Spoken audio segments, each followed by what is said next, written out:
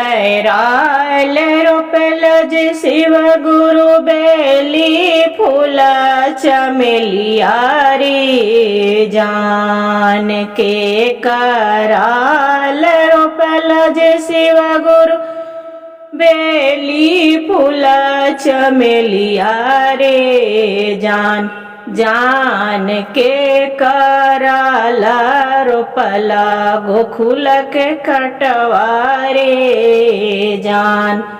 जान के कराला रोपला गोखुल के कटवारे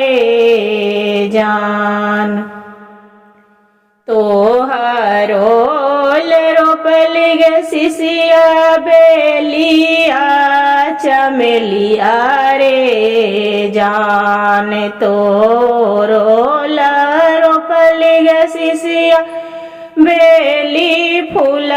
चमेलिया रे जान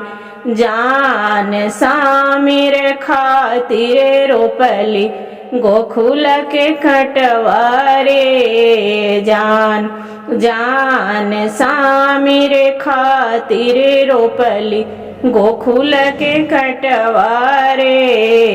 जान कौने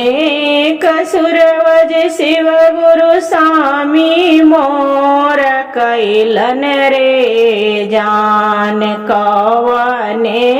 कसुरवज शिव गुरु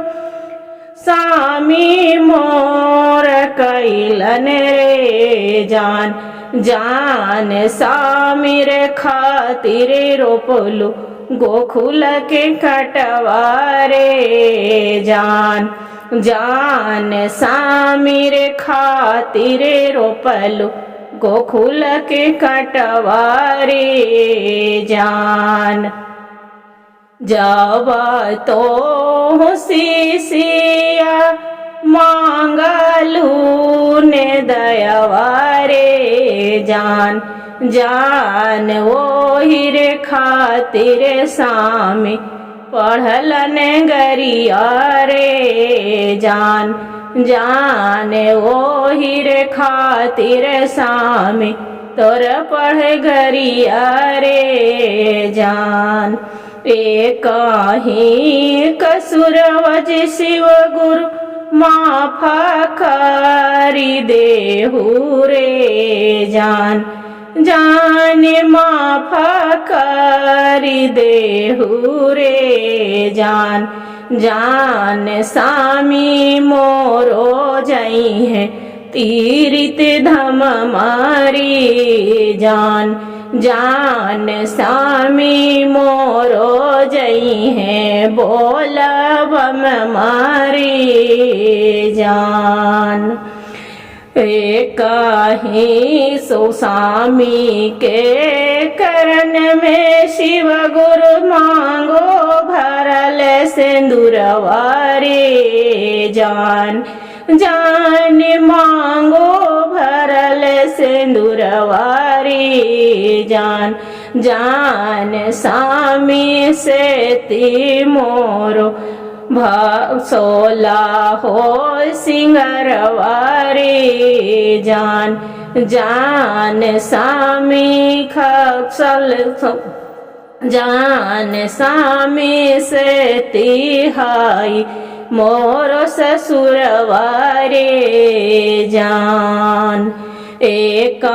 ही गोड़ा तोर परिज शिव गुरु हाथवा हम जोड़ियई रे जान जान माफा करहु स्वामी के कसुरवारे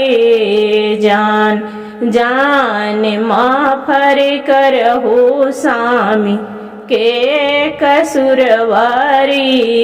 जान स्वामी के कमैया शिव गुरु कैली चारो धाम मारी जान जान कैली हम चरचवारी जान जान आधा दुखवा बाटी